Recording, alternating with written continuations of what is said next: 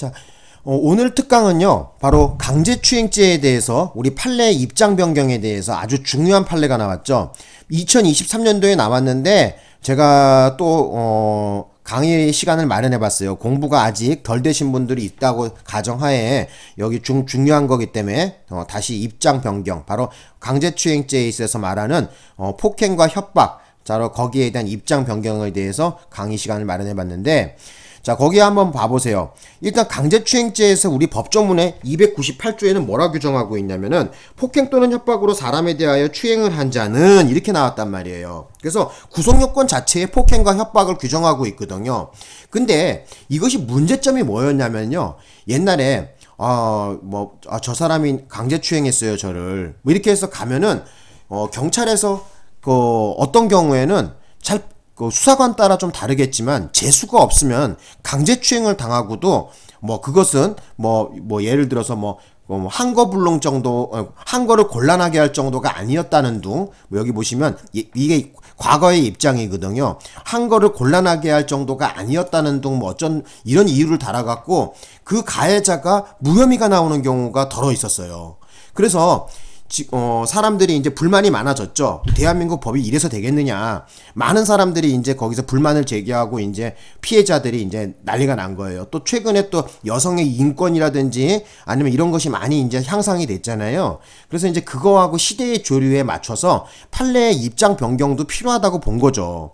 그래서 우리가 이제 강제추행죄에서 말하는 구속요건에서 뭐예요? 폭행 또는 협박으로 사람에 대하여 추행을 한 자는 이렇게 규정하고 있을 때 바로 이 폭행이라는 거, 그 다음에 협박이라는 것에 대해서 자세하게 알고 있어야지 우리 경찰이나 검찰 또는 법원직에서 종사할 수가 있겠죠. 자, 봅시다. 강제추행죄에서의 폭행 또는 협박은 상대방의 신체에 대하여 불법한 유형력 행사, 가로치고 폭행 하거나 일반적으로 보아 상대방으로 하여금 공포심을 일으킬 수 있을 정도의 해악을 고지. 자, 그렇게 나와 있죠.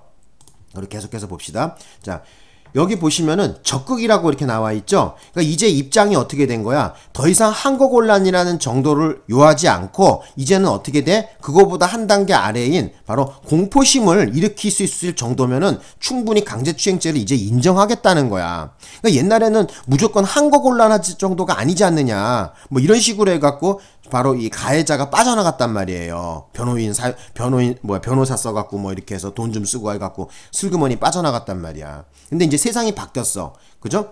그래서 옛날 같은 경우에는 뭐예요? 직장 같은 데서 미스김 하면서 어깨 주무르면서 몰래 뭐예요? 브라자에 손 넣어갖고 가슴도 만지고 하는 이런 파렴치한 나쁜 직장 상사들도 많았단 말이에요. 아니면 미스김, 미쓰리 하면서 오늘 일 잘 처리했어 하면서 괜히 엉덩이를 살짝 쿡 만진다든지 이런 행동이 지난 1980년대, 90년대, 2000년대까지 행해졌었고요. 그죠? 심지어 2010년도까지도 그런 행위가 많이 우리 사회에서 만연했단 말이에요. 이제는 더 이상 그러한 사람들을 용서하지 않습니다.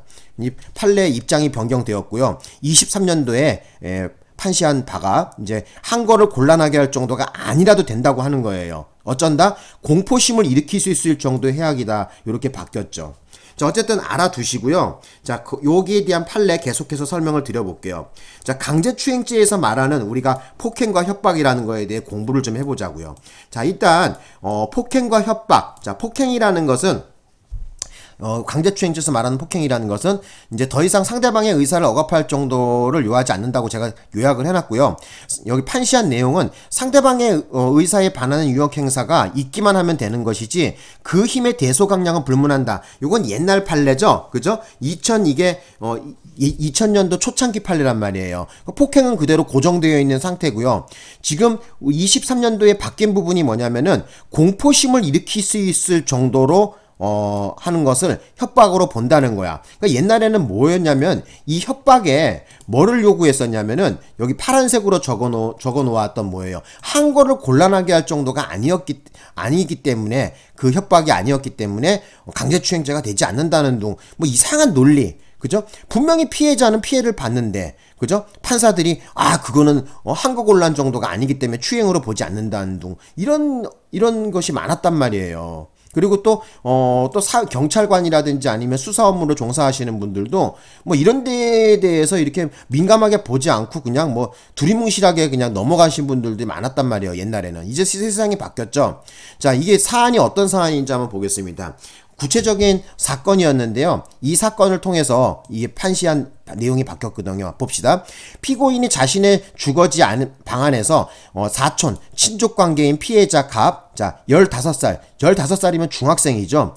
그리고 학교 과제를 도와주는 중, 자, 갑을 양팔로 끌어안은 다음 침대에 쓰러뜨린 후 갑의 가슴을 만지는 등 강제로 추행하였다는 성폭력 범죄 처벌 등에 관한 특례법 위반, 친족관계에 의한 강제추행죄, 그죠? 자, 주의적 공소사실로 기소된 사안에서 끊어봅시다. 어쨌든 과제 도와준다고 하면서 이제 이 남자가 이제 그 여자 거기 집에 가갖고 이렇게 하다가 쓰러뜨려갖고 양팔로 끌어안고 침대에 잡아뜨렸다는 거예요. 자, 그래서 계속해서 봅시다. 당시 피고인의 행위는 갑의 신체에 대하여 불법한 유형력 행사를 하여 갑을 강제추행에 해당한다고 볼 여지가 충분하다는 이유로, 자, 이와 달리 피고인의 행위가 갑의 항거를 곤란하게 할 정도의 폭행 또는 협박에 해당하지 않는다고 보아서, 자, 계속 얘기할게요. 보아서 공소사실을 무죄로 판단해버렸거든요. 자, 그래서 여기에 대해서 이제 항소를 제기해서 대법원까지 올라왔는데, 자, 이러한 원심의 조치는 어쩐다는 거야? 법리에 오해 등 잘못이 있다고 했대요. 그러니까 한마디로 얘기하자면은 항거곤란 정도가 아니라고 해갖고, 자, 무죄를 갖다가 때린 거에 대해서 너네들 잘못했다. 너네 그렇게 보는 거 아니다. 시대가 바뀌었어. 하면서 이제 바로잡은 대표적인 사례죠. 자, 그래서 계속해서 볼게요. 자, 판례 요지. 여기 쭉 얘기 나왔는데, 이거, 설명이 좀 길고, 자, 여기 한번 봅시다. 이게 쓸데없는 소리가 많고요. 중심적인 내용을 좀 봅시다. 자, 중심적인 내용이 뭐냐면, 강제추행죄에 있어서 추행의 수단이 되는 폭행 또는 협박에 대해 피해자의 항거가 곤란할 정도를 요구하는 종래의 판례의 법리는, 그죠? 항거곤란까지 요구하는 바로 이러한 판례 법리는 어떻다는 거야? 범죄 구속요건이나 자유롭고 평등한 개인의 성적 자기결정권이라는 보호법익과 부합하지 아니한다고 판시했어요. 그러니까 더 이상 항거곤란까지 안 오더라도 어쩐다? 이제는 바로 강제추행죄를 인정하겠다는 거야. 그거보다 약하더라도. 자, 그래서 계속해서 볼게요. 여기 쓸데없는 내용이 너무 많고 쭉 내려가 볼게요. 지난 글씨 된 거 위주로 봅시다. 그래서 종래의 판례의 법리는 피해자의 항거곤란이라는 상대적 개념을 범죄 구속요건에 포함시켜 폭행 또는 협박의 정도가 일반적인 것보다 더 높은 수준일 것을 요구하였답니다. 그렇죠. 그래서 예를 들어 갖고 뭐예요? 이제 대학생인데 남자 여자 무슨 MT를 갔는데 선배가 오더니만 갑자기 야 누구야 일로 와봐 옆에 앉아봐 하더니 갑자기 잠바떼기를 갖다가 여자 치마 아래다가 이렇게 놔두면서 막 다리를 만지면서 막 팬티 속에 손을 집어넣고 성기에다 손가락을 집어넣고 막 그랬다는 거예요. 자, 그래서 당시에 그런 사건이 예전에 있었는데 그런 경우에도 어떻게 그냥 슬그머니 그냥 넘어갔어요. 어떤 거? 항거곤란이라는 것이 있지 않았다. 이렇게 봤거든요. 근데 모르겠어.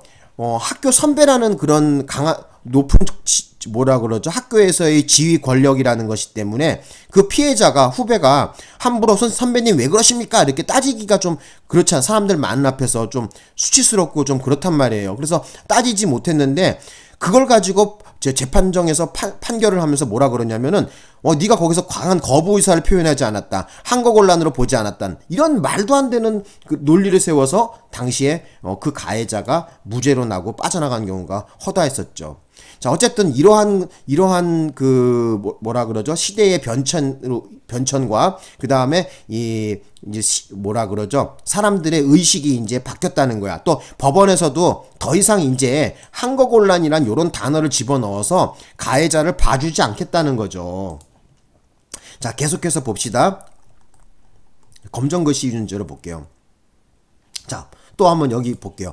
강제추행죄에서 말하는 폭행 또는 협박은 형법상 폭행죄 또는 협박죄에서 정한 폭행 또는 협박에 의미하는 것으로, 자, 어디 갔냐 커서가 의미하는 것으로 분명히 정의되어야 하고 판례의 법리와 재판 실무의 변화에 비추어서 법적 안정성 및 판결에 대한 예측 가능성을 높이기 위해서라도 필요하다고 바로 이 필요성에 대해서 언급하고 있습니다. 그래서 옛날에 웃기는 게 뭐냐면 분명히 강제추행죄에서 말하는 폭행과 협박, 바로 뭐예요?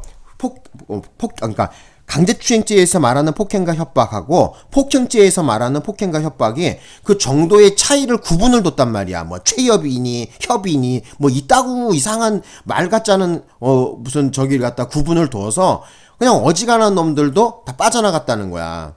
그래서 어지간한 거는 추행으로 인정하지 않고 그냥 슬그머니 빠져나간 놈들이 많았는데, 그래서 이 시대의 변천에 의해서 이제는 더 이상 어떻게 된 그런 논리를 만들지 않고 폭행 또는 협박죄에서 말하는 폭행과 협박으로 이제는 동일하게 적용한다는 거야. 분명히 정의됐습니다, 이제.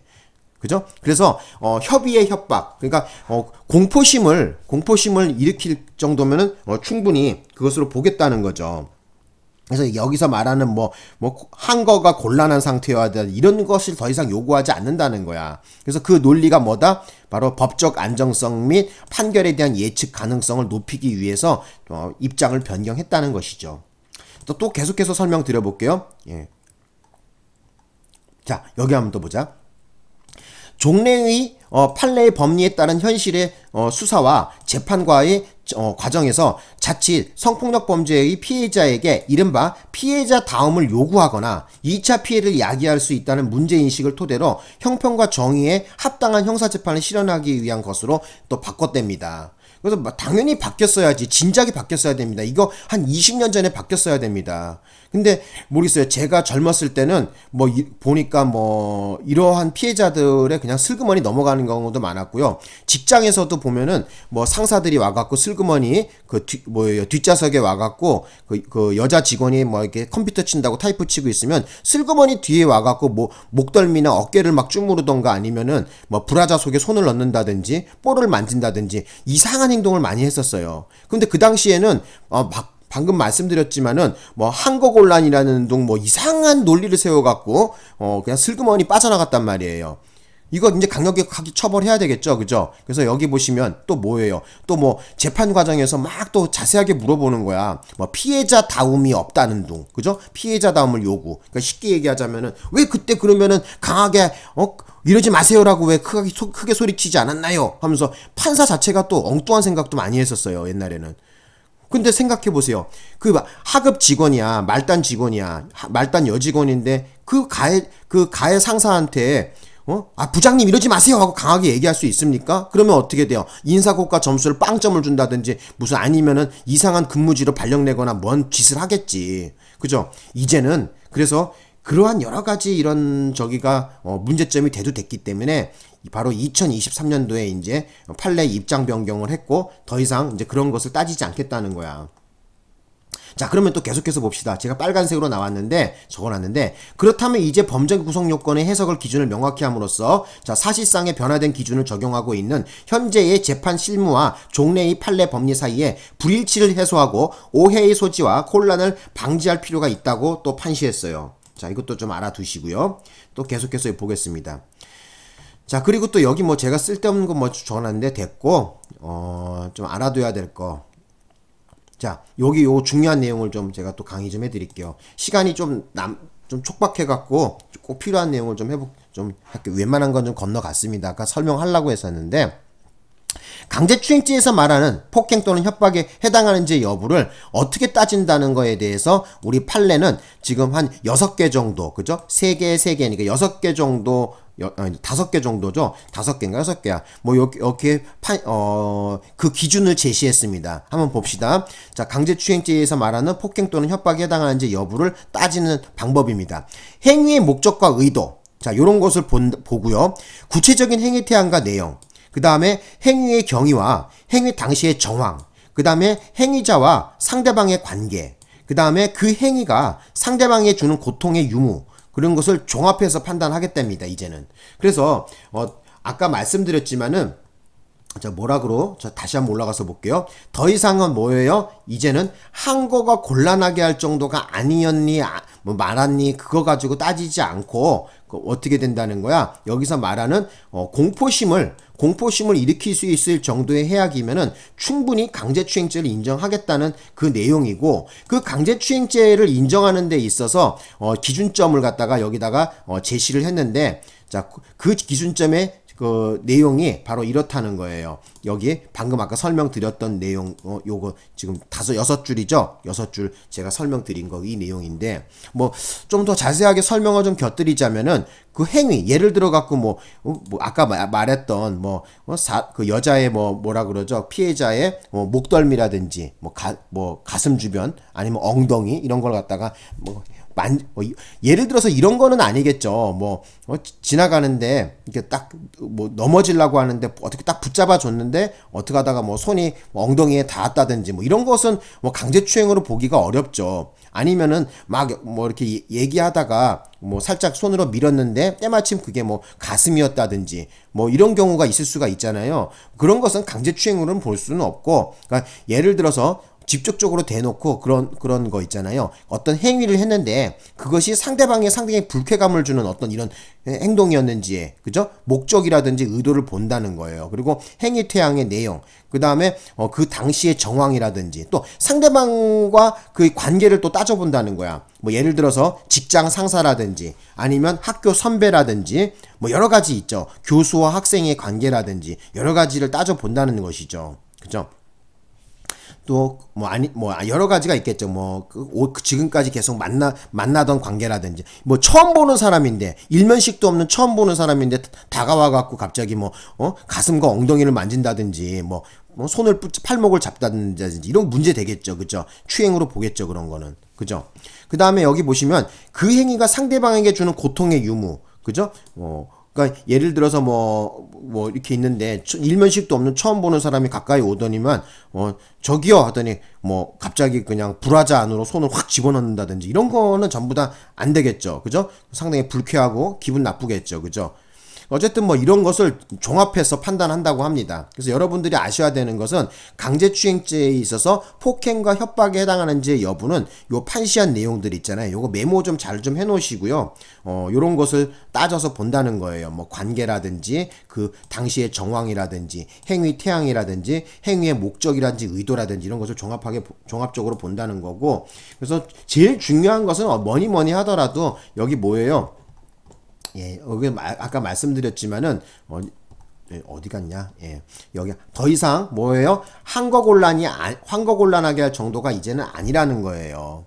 자, 그리고 우리 2024년도 우리 경찰 시험에도 나왔죠? 여기에도 보세요. 강제추행죄에 있어서 폭행, 협박. 그죠? 이게 몇 번이었냐면은요, 이게 14번 문제에 나왔잖아요. 그래서 마지막에 보면 어떻게 돼요? 한거를 곤란하게 할 정도에 이르러야 한다. 틀린 말이죠, 이거. 그죠? 더 이상 한거곤란이라는 것이 필요가 없다는 거 판시했단 말이에요. 그래서 3번도 틀린 지문이었었죠. 어쨌든 여러분, 더 이상 강제추행죄에 있어서 추행이라는 것이 한거곤란이라는 것을 요하지 않는다는 거. 그죠? 예. 단지 어쩐다? 이제는 공포심을 일으킬 수 있을 정도. 뭐죠? 협박죄에서 말하는 협박과 이제 일치한다는 거예요. 그죠? 그거 좀 알아두셨으면 합니다. 잔소리가 되게 많고 말이 길었는데 제일 중요한 키포인트는 뭐야? 어쨌든 강제추행죄 얘기 시험 문제 나오면은 한거곤란이란 말 들어가면 어쨌든 틀렸다는 거요. 예? 그것만 머릿속에 딱 박아 놓으셔. 예. 그래서 협박죄에서 말하는 협박, 바로 협의의 협박으로 이제 딱 일치시켰다는 거야. 그죠? 강제추행죄는 더 센 한거곤란이라는 것을 요구하는 협박이다. 이런 논리가 이제 통하지 않는다는 거야. 그래서 꼭 좀 당부드리겠습니다. 여기까지 해서 수업을 좀 마쳐볼까 합니다. 고맙습니다.